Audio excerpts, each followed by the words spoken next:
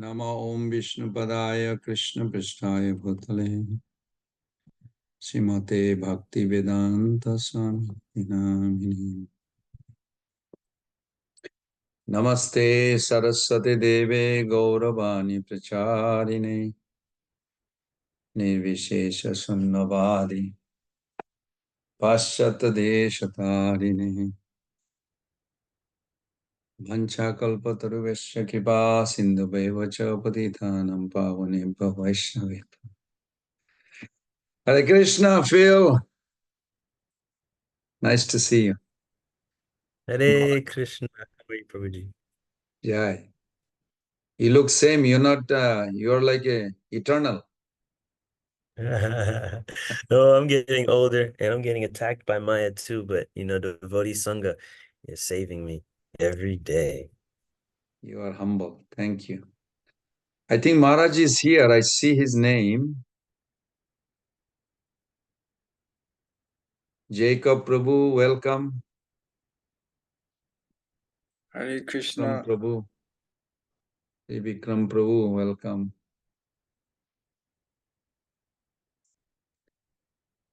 Where's Kevin and Shreyansh?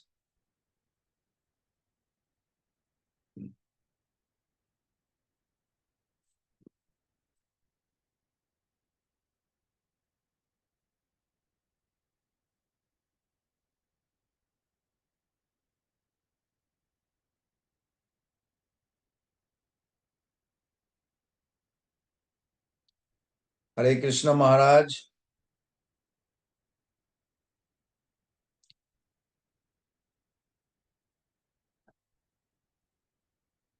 All right. Hare Krishna. Hare Krishna Maharaj. Please accept my humble obeisances. How are you? Please accept my humble obeisances. All glories to Srila Prabhupada. We're good, Maharaj. Okay. I'm so happy It's been that a you while. could make time to give your association. Yes, thank you. Thank you. It was it's a pleasure always to work with you and the boys. Thank you. Thank you, Maharaj. So, Hare Krishna, dear Prabhu's devotees. Is everybody on like a Zoom call? Is that how it works? We are in the ashram. We just thought of just sitting instead of like sitting in one, then I have to set up the camera. It's like a hazy sometime and too much light reflection. Here we see it easily, even though we are in the same building.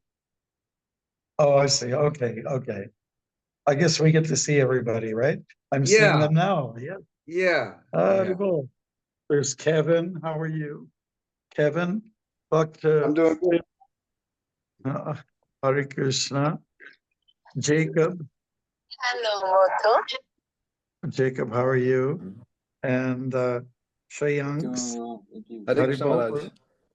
And Pradeep in a fancy suit. And Bikram. I guess that's what we got so far. Yeah, thank you so much. I'm happy to spend some time with you, Bruce. And, oh, somebody's supposed to mute, I think.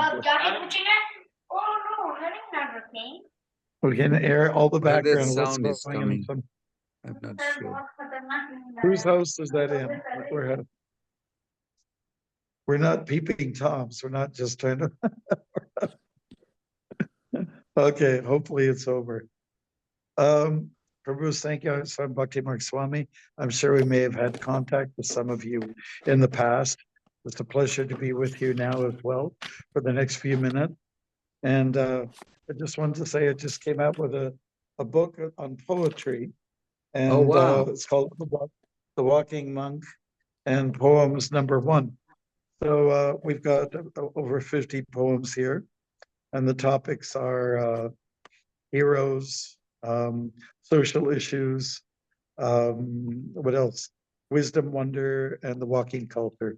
4 categories, And it's real simple print. It's really fun. I want to share with you one about a brahmachari, okay? And his name is Hanuman. All right, you all know him, right? Okay. Here it is. That's Hanuman. He has the power of devotion, whether still or in motion. Assistant to Sri Ram and his brother Lakshman. A warrior up to serve, a person of solid nerve and of bodily strength. He would go to any length to recover Ram's princess, circumstantially in distress. He came to her in small size to take her back, no compromise. But she held to her principle, though suggestion was irresistible. Ram was her only man to touch. Hanuman understood very much. Being a warrior, also a monk, his values could never ever be sunk, only compelled to take her back to him, where Ram stood at the ocean's rim. At first, she took him as adversary, a monkey to trust is so contrary. On presenting Ram's ring token, that gesture said more than anything spoken. The celibate warrior soared back to Ram and told of her waiting for him to come. With club in hand, the primate was up to attack, rascal Ravan being doomed for a broken back. To the one we love, everyone's man, impart an ape. That's Hanuman. Hare Krishna. Jai. That's Very nice. very sweet, Maharaj. Haribol. I didn't know that you are genius. And now, come on, you are there. It's beautiful. We just have a little poetical side to our, a little bit of artistic bent. And let's just give me 1 second. Yeah.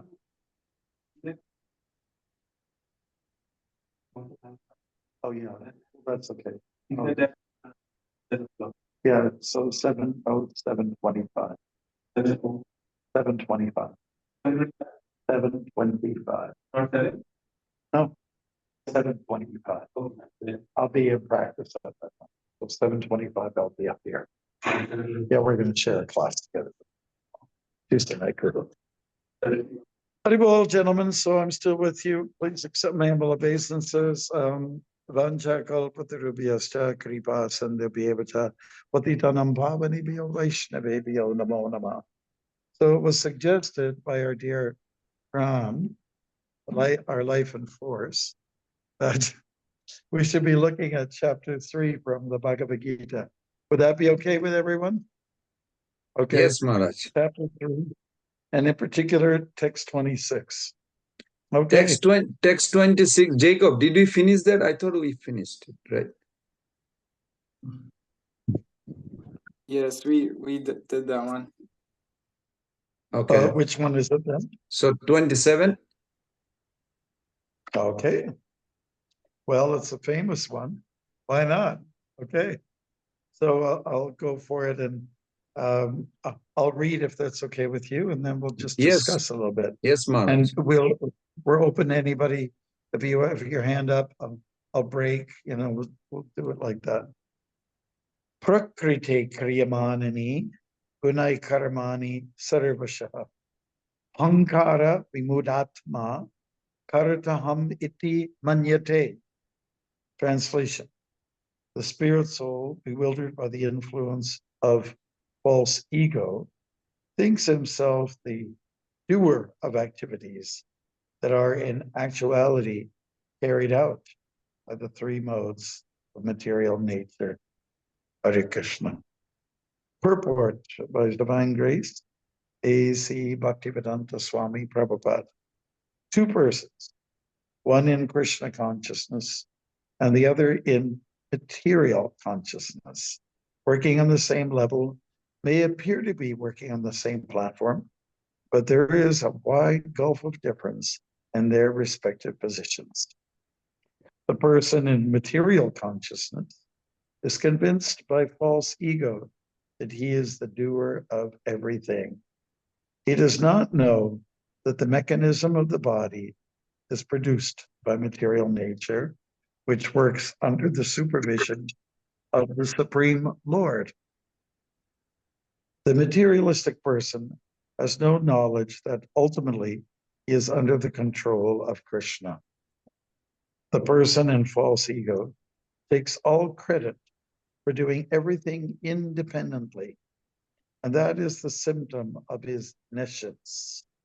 He does not know that his gross and subtle body is the creation of material nature under the order of the Supreme Personality of Godhead.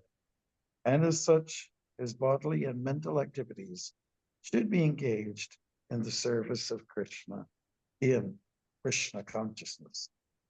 The ignorant man forgets that the Supreme Personality of Godhead is known as Rishikesh, or the master of the senses of the material body, for due to his long misuse of the senses in sense gratification, he is factually bewildered by the false ego, which makes him forget his eternal relationship with Krishna.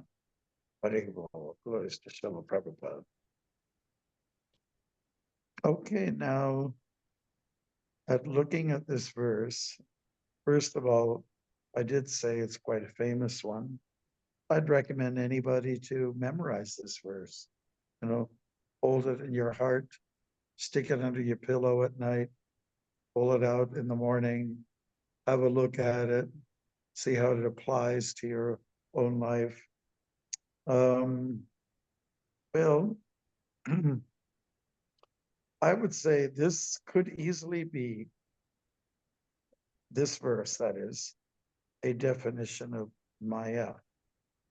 How to see Maya. First of all, we're talking about the living entity and how he is bewildered by the ahankar, the false ego, leading us to believe that we're in charge, when in actuality it's something else.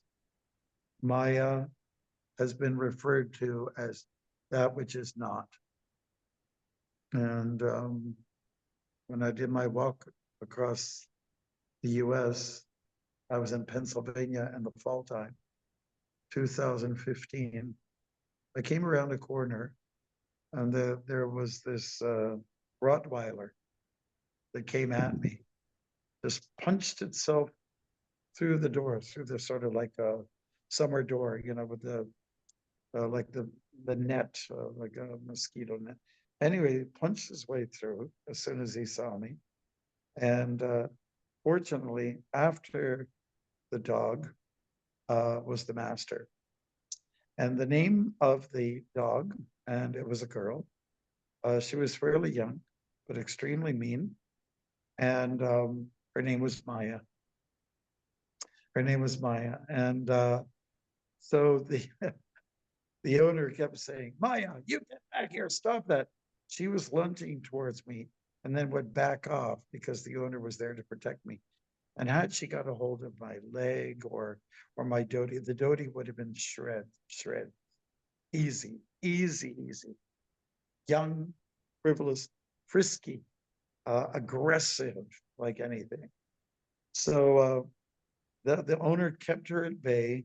She kept backing off, retreating, and then coming forward, hoping she could, you know, slip through. But fortunately, the owner was there to keep her away from me. So he kept saying, Maya, you stop it, Maya. And I asked the owner, do you know what Maya means? Said, no, I don't, really, I don't know. Said, well, Maya in Sanskrit means illusion. And the owner says, well, she's an illusion, all right. Maya, get back here. So fortunately, I was able to get, you know, past and move on unscathed. It was actually the owner's wife that saw what was going on. And she came to the front door and she screamed out like with a very loud, raspy voice, sounding something like Janis Joplin. I don't know if you know Janis Joplin, but Maya, you get back here. Anyways, Maya is like a dog. Maya is like a dog and can get out of control. And it's, if we allow it to, and it has much to do with the false ego. And false ego means to identify with the body. It also means that you think you're the doer, you think you're the boss, when it's actually quite the opposite. When you think you can control things, as in Kali Yuga, we all have a disease. We all feel we're control freaks, but it's just really the opposite. You know, we are being controlled. And have any of you ever seen Krishna as a young man? He's standing there with his kind of like elbows on his shoulders like this. That's a form of Krishna Kartamashi, and it means the boss. Krishna, he's the boss. And he is indeed the boss.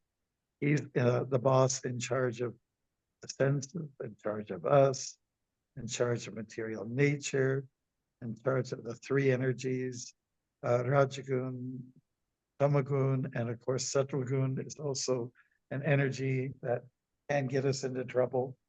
Whatever we think is not always accurate. And especially when it comes to who's in charge. I wanted to point us in the direction of chapter 4. Chapter 4, text 34. And there it tells us, if you want to get out of Maya, you must go for the truth. And the truth is in the hands of a person who's lived a full life, a person who's been very experienced. And so we're talking about a guru. You want to know the truth? Vidi pranipatena pariprashnena sevaya. Once you meet somebody like that, you have some obligations. First of all, look for somebody like that. Secondly, once you've found, make some inquiries, ask relevant questions about life. And at least thirdly, we would say, render service. Usually an experienced person or a mature person is somebody a little older than us. Usually, not always. Somebody who needs to be looked after. An assistant, like a guru figure is somebody who needs assistance, such as helping with the laundry, helping with the cooking, helping with, making sure that the floorboard that came loose or came up, maybe it can be fixed. So the shishya or the disciple, the student, tries to make arrangements so that the guru can be safe and protected and feel like there's some reciprocation for all the wisdom that's been delivered. Now, what does the guru do? He imparts knowledge. That's, you look at 344, jnanam. Jnana means deliver, one who's given knowledge. Now we must ask, what is that knowledge anyways? Or what is that truth that's always being talked about in Krishna's dialogue with Arjuna, or like the Vedas in general? What is truth anyways? So I think the answer lies in the next verse. If you can flip over or press your button, whatever you've got as a device, and find out, discover what is truth. Okay. So text 35, having obtained real knowledge or truth from a self-realized soul, you will never fall again into such illusion, not into Maya, which is great. For by this knowledge, you will see that all living beings are but part of the Supreme, or in other words, that they are mind. So when we talk about Krishna consciousness, that term, we throw it around a lot, and it implies that we're thinking of Krishna, aware of him. Yes, that's very true. But a little more particularly, realizing that Krishna's in charge. He's the boss. And everything belongs to him. Whatever you see in this world, it's his territory. You know, he's the Maheshwara. He's in charge of everything. That's his role. So if we can keep that in mind, I'm not the boss. I'm not the doer. It's Krishna who's ultimately the doer.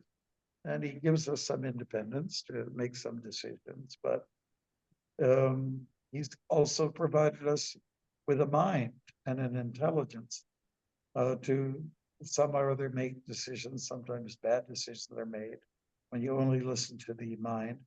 And good decisions can be made when you filter your thoughts through the intelligence, through the buddhi, right?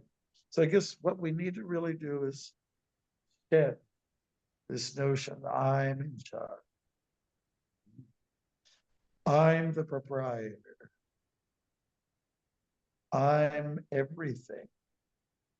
I met one fellow who came to visit us at the temple here, and this goes back some years. And I said, where are you from? And he said, I'm from everywhere. Okay, and you get those kind of characters sometimes, everywhere. In other ways, everywhere. Okay, I can understand there was a little bit of a lunacy in the person's character. And are you, and if I didn't want to go any further, I didn't want to encourage him more. If I asked him, who are you? Everything. I don't want, I had enough of the first every, you know, every. So only Krishna can claim, you know, like give an answer like that, and it would be absolutely truthful. So I would just like you all to think about that for a second. What does it mean to live in truth, to know the truth, to be in truth? And the answer is there in 435, you know, to know that all living beings are in Krishna, and that we are all parts and parcels of Krishna. You know, when you get, Amazon comes to deliver a parcel, then we understand what it is. It's a package. It's a box usually, and there's some content inside of it. Right? But you'll never catch anybody from Amazon saying, "Oh, there's something here for you. It's a part and parcel for you." What we're saying here is that everything really belongs to the Lord, and that will bring us some kind of peace. Bhoktaram yagya tapasam sarvalokameshwaram suridam sarvabhutanam yatvamam shantim parichati. So this simply means that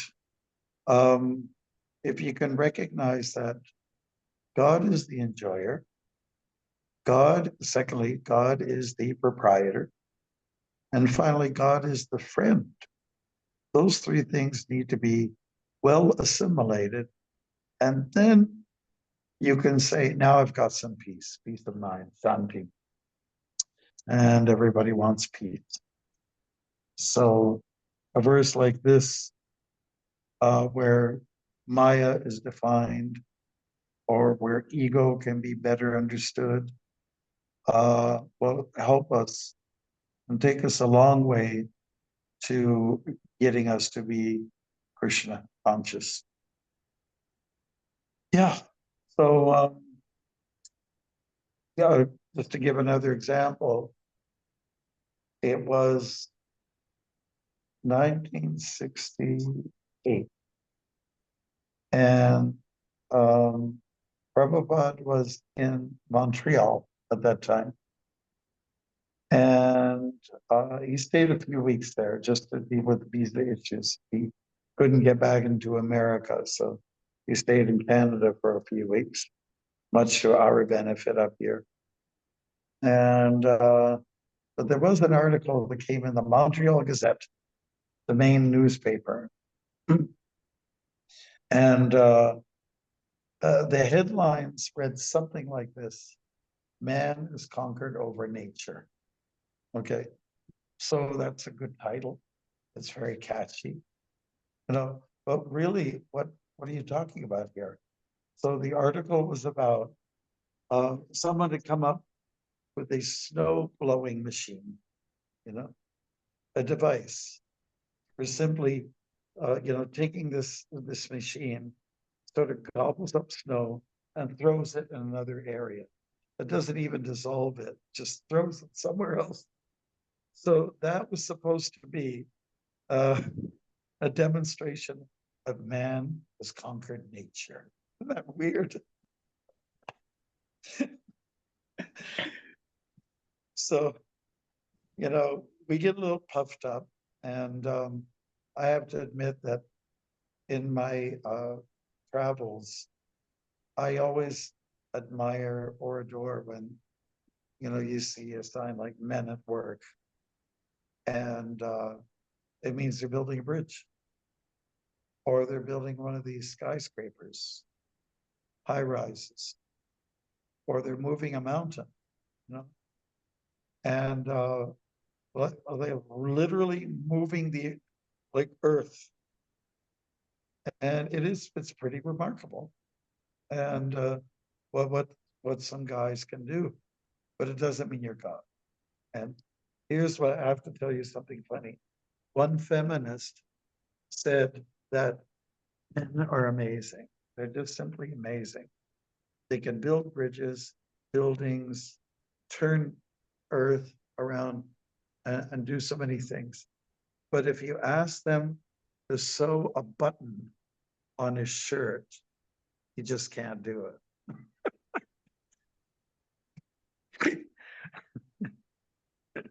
So much for boasting about being able to do marvelous things on this planet, but then failing when it comes to doing, a little fine detail, like,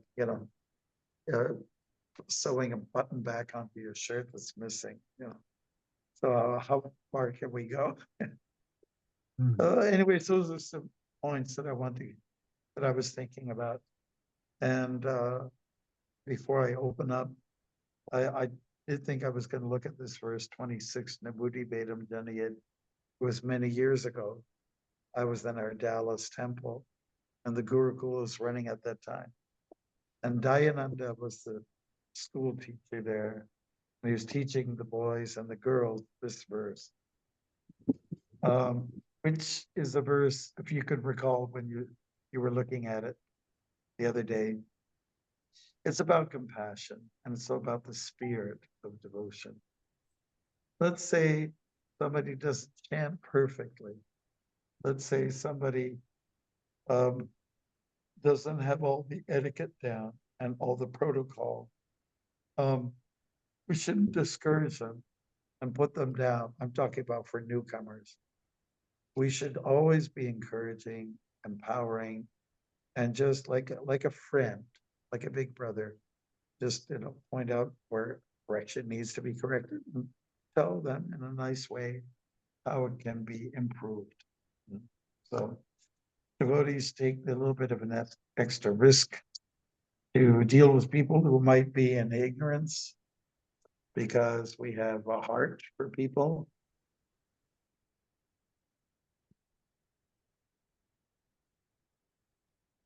Somebody's just trying to call in. Yes, so those are just some points I want to, discuss and with you, and I've taken up a half hour already, and maybe we can just open up for a discussion, Pran Govinda or anybody else, maybe you'd like to give me some of your thoughts on these points that we just mentioned. Maharaj, I'm sure you met probably Phil before. There's a boy named Rico. He's new also. Rico, show your face and pay obeisances to Maharaj, please. He also stays with us. Rico. You can put on light. Why you're so dark? Rico. Very nice boy from New Orleans. Nolans. They say Nolans over there. Isn't that right, Rico? You're from Nolans. You have to unmute. Unmute, Rico. Yes, Raji, hello, I think Hare Krishna. Rico, it's so nice to meet you and all the other devotees here.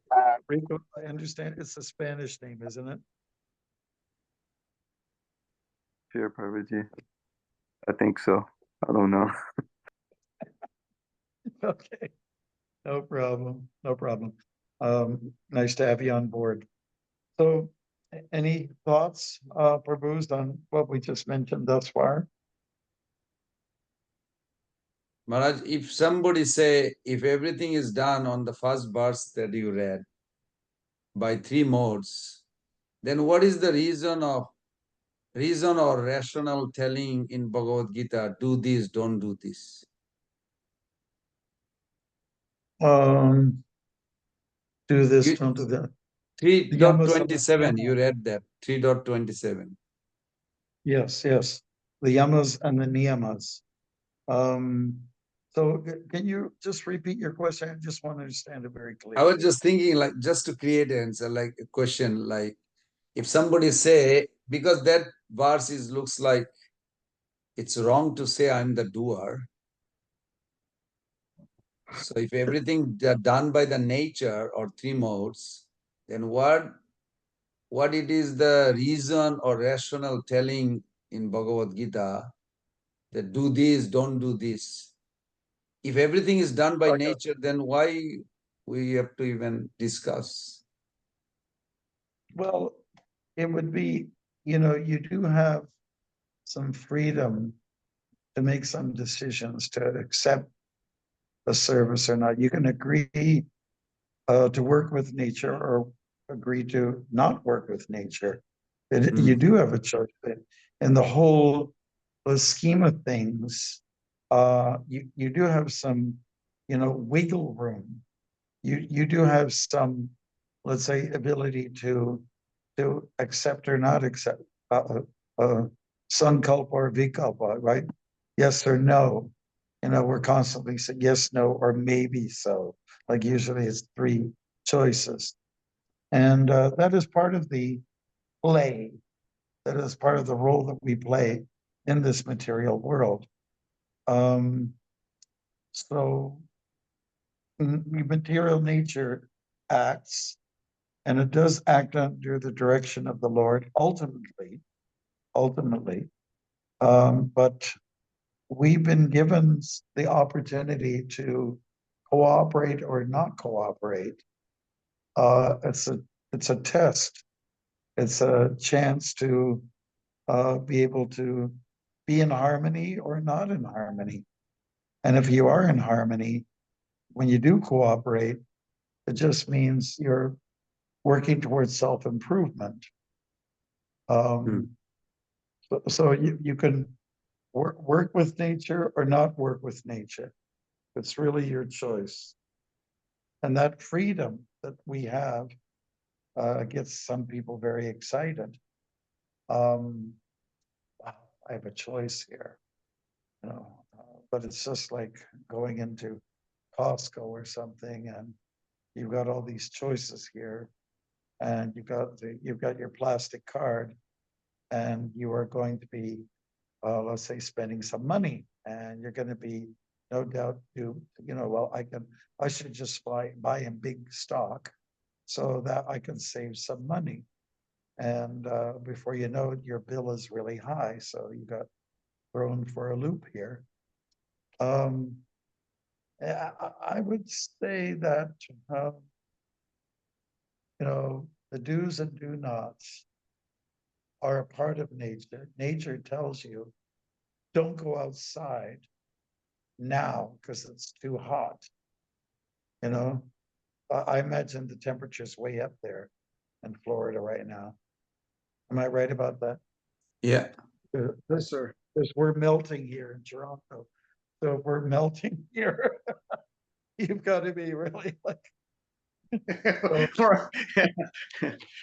And nature is just trying to tell us it's raining.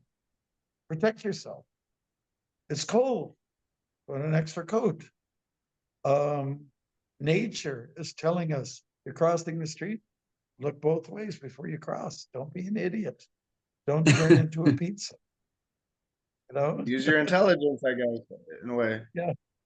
Yeah, your intelligence is God-given, and it's something that you have to play with, you know? You have to filter through the intelligence, you know? Otherwise, it will rest there and it won't do much good for you.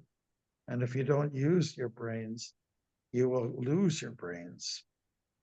If you don't use your muscle, you will lose your muscle. And so whatever's given to us, like in a basket, you know, as karma, a karma basket, use it to the best of your ability, and use it in such a way that you can make this gradual progression in Krishna consciousness. These bodies are a great gift, and many of us like to philosophically understand the nature of the world. And so if we do that, it's great. It brings us closer to Krishna. Of course, once you realize that what your real identity is, it's not so much to do with the three modes of material nature, but you have three modes of material nature. You are not the body, but you have a body. So use it like a tool. Tools are needed, you know, and Krishna also explains here in the Bhagavad Gita that I'm here to give some direction. I'm here to take a lead, and whatever I do, whatever great men do, common people will follow. So whatever I do, Krishna's saying, people are going to have a look at that, and they will follow suit. Hopefully, the good examples that Krishna gives in his life. Mind you, his transcendental leelas are not to be, let's say, followed or duplicated. Krishna can have his hands with his dalliance with the gopis, and we shouldn't be catching ourselves doing those things. Does that answer the question? Yeah, I got it. Like, so I'm not the only doer. Nature is also doer. I'm also part of the doer. We combine together. Yeah, true. Yeah. And Cannot you're take a the doer. credit. You're a doer. Nature's a doer. Krishna's a doer. Yeah. You know, Kevin's a doer. Phil's a Jacob's a. You know, we're all doing something, but when you kind of like holds hands, so to speak, and you do, you know, like an army, you go together and you accomplish something, then things get done for a higher purpose. I was describing to some devotees that treated me to lunch today, like she's Italian background and he's Mexican. So I explained when I was a teenager, I used to work in the orchards and also the tobacco fields. Now, to work in tobacco field is like the hardest work you can imagine. The only way it works is if you have a team of people lined up together and you just kind of like plow through together. If you were to chop down those big, heavy tobacco plants with the big wide stalks and the sticky juice coming out of them, and they stink, and you know, when you go through those rows, you know, there's no air coming through. They're broadly, so they block all the wind. It's really, I don't even know how I managed to do it. But the only way it works to get that harvest in is that everyone has to go in at it together. And it's just like if you're part of the army, you all go, you run together, you march together, you sing together. And you did have to make a decision whether to be part of it or not in the beginning. But once it's decided, yes, cooperate with one another, collaborate, and things will get done. So you have your ashram there, and you're enthusing each other on the spiritual path because you're together. You try to do a solo. Well, you're gonna, after 1 week, you'll go down and check out the chicks in the bars or something. You've got to really be cruising along in the ashram with other men who are all trying to do the same thing, which is to get spiritual, get sattvic, get dharmic.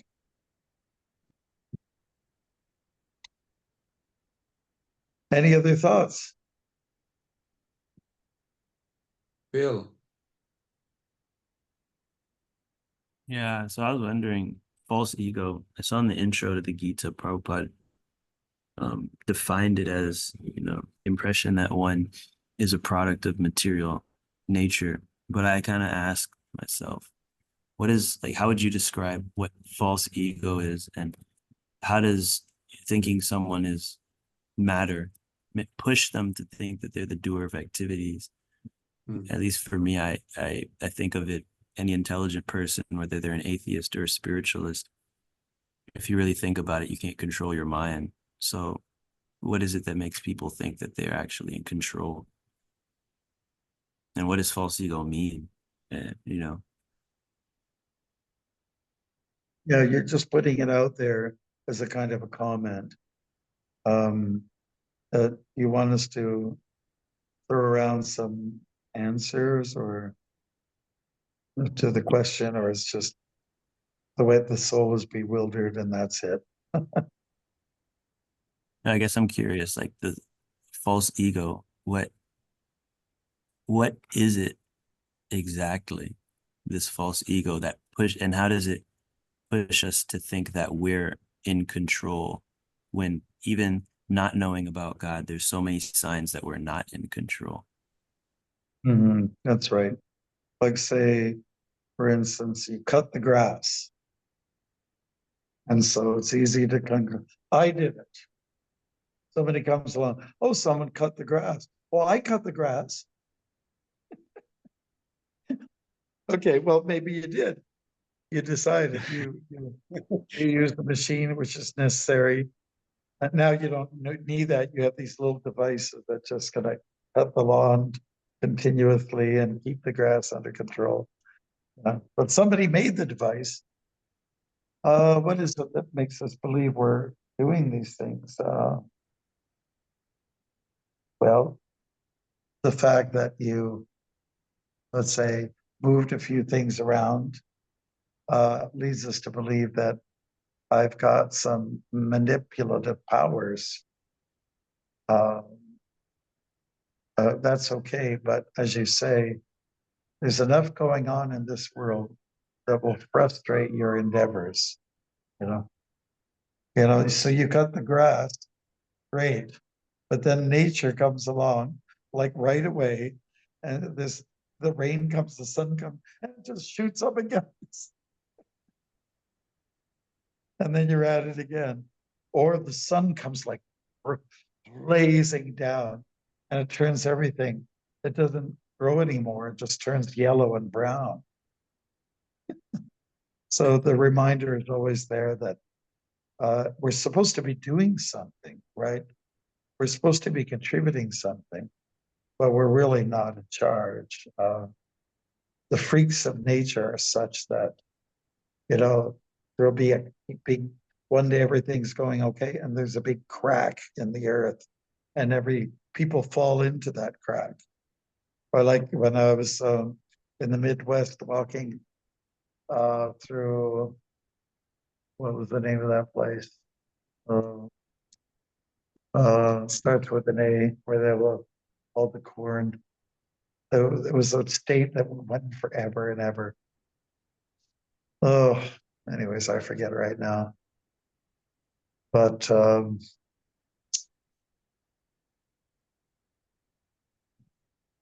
yeah, just trying to think. This is the nature of the mind. Okay. Anyways, we feel we're in control and we're not really.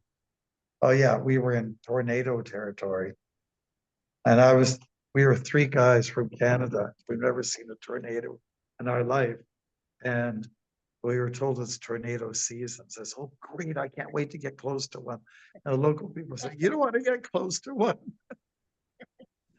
But we were just thinking about the freaks of nature. And the only thing we get up in Canada is severe snowstorm, it's kind of boring to be honest. There's no volcanoes, there's no earthquakes,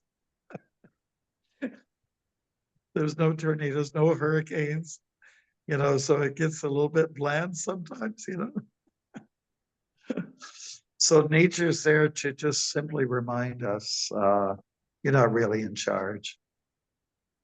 And if any of you have ever seen Aurora Borealis, the Northern Lights, and when you see it for yourself and you're awed by its gorgeousness and its fast moving and the incredible colors, you say, I'm really not in charge. So nature does, a double-sorted kind of dynamic. It leads you to believe that you're in charge, but it always puts you into a place where, well, you're not really.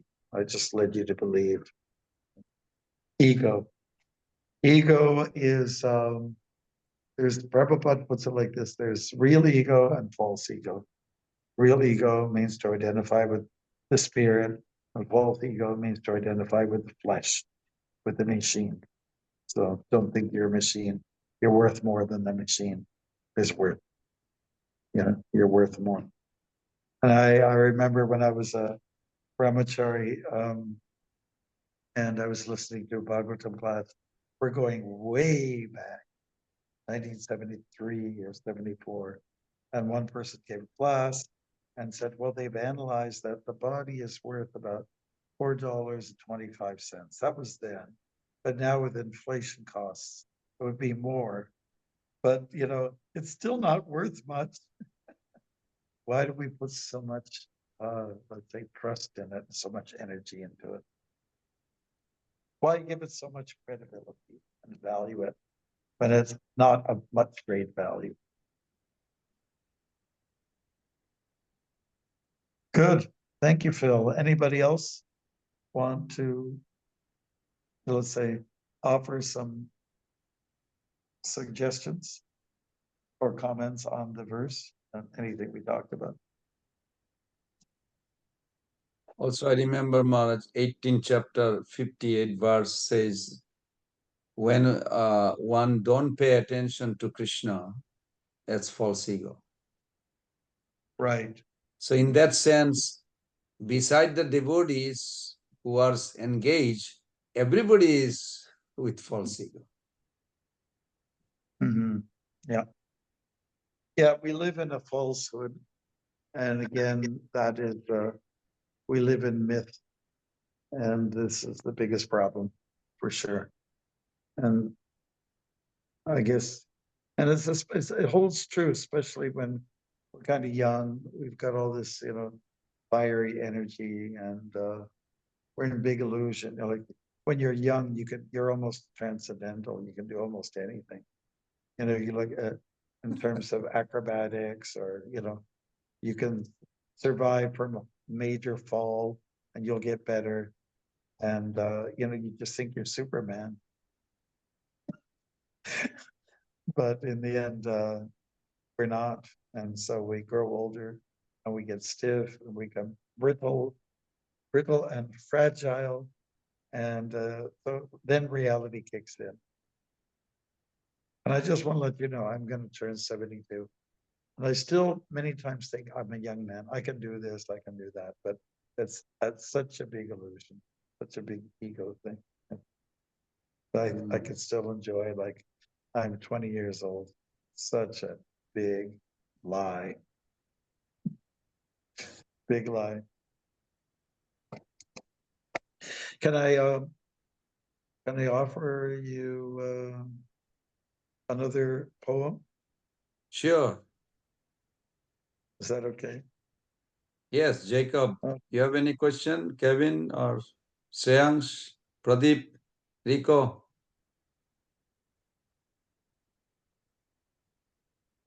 Okay, so I guess my question would be, how is it possible to work in the material world yet not be caught up in the material world? To still be consciousness, but have to live your life in the material world. It's a common question by devotees, and the answer is quite simple. I would say I'm going to be practical about it. When you get up in the morning, you shower and wash away all the, the mode of ignorance that, uh, that the body offers. We got 9 gates, and at each one of those gates, there's some very interesting fluids that come out, practically for every one of them. And so wash them, and then put on something clean. If you're really rushed to go, at least do a little chanting if you can. Read a verse from the Gita. Go for purity in the beginning. Go for a cleanser right in the beginning. Go for relieving yourself of the clutter.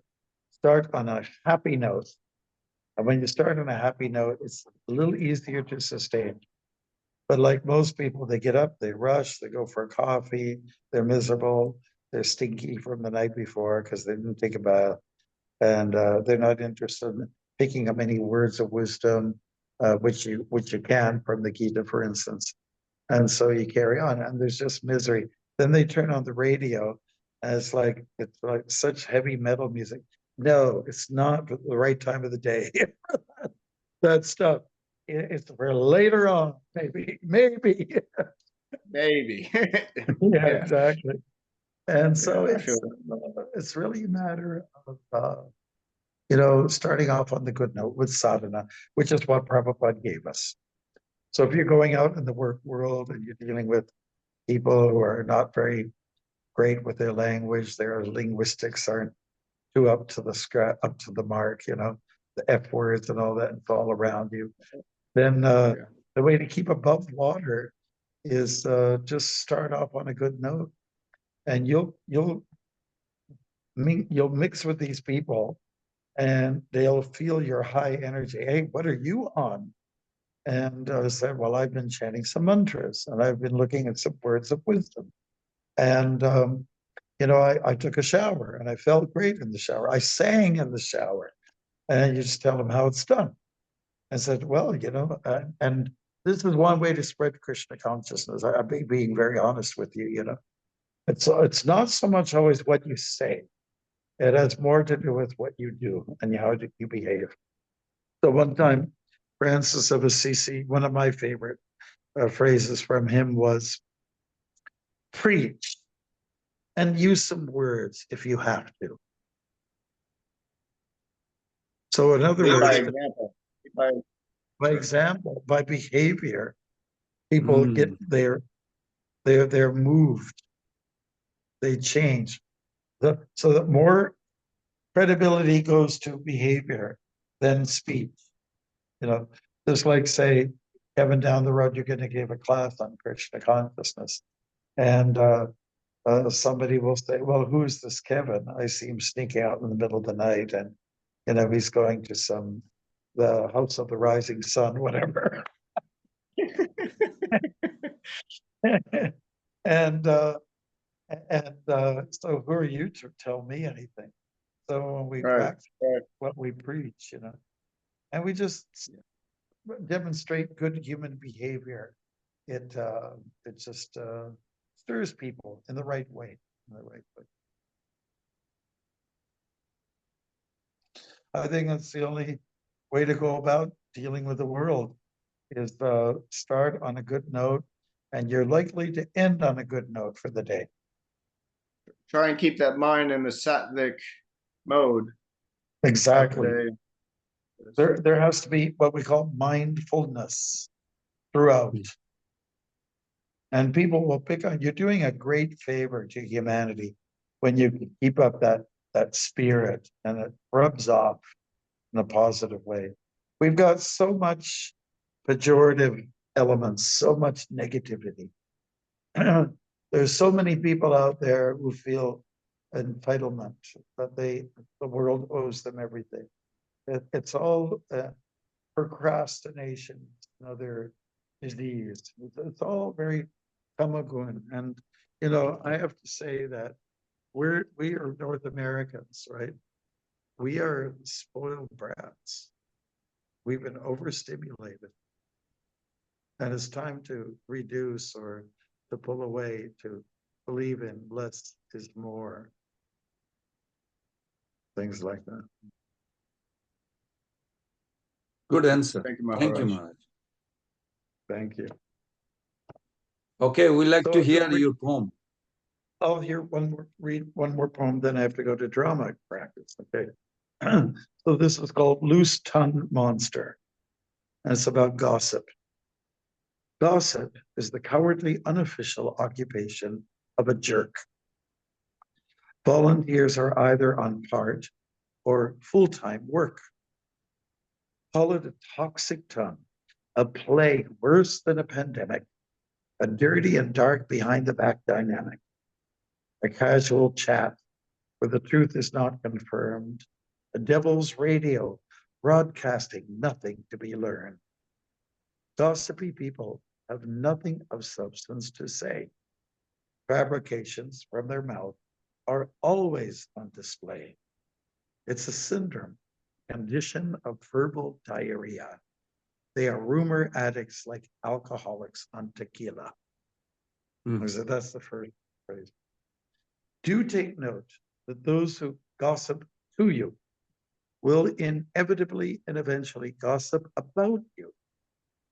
And those who know so little about you suddenly become an authority, having all the goods on you. Perhaps the greatest human offender is the gossiper, though feeling their contribution has the status of philosopher. Little do they know that gossip, a lethal weapon, will act karmically as if to beckon, like a boomerang that's suddenly released and comes back to haunt, strike like a beast. This is part 3 and the final. So stay away from this backstabbing game. Stay away from fault finders who bear no shame. Stay away from loose-tongued monsters of derision. And hold hands with folks who have some vision. A superior investment to being critical is to point out the good in an individual.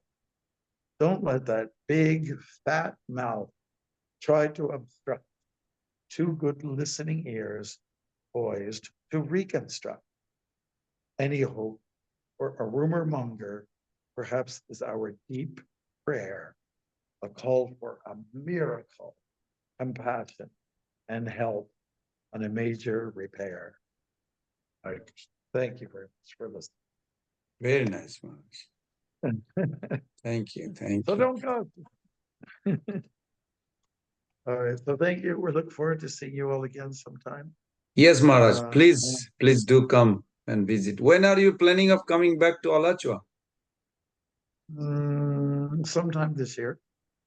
Okay, that will be great. That will be I great. have a lot of places to go to, and I love to come to Alachua, but not in the summertime.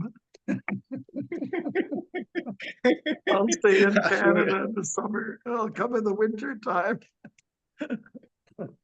I follow the geese, you know. All right. So thank We you very love- much. Thank you, Maharaj. We love Thank you. you, Maharaj. Hare Krishna.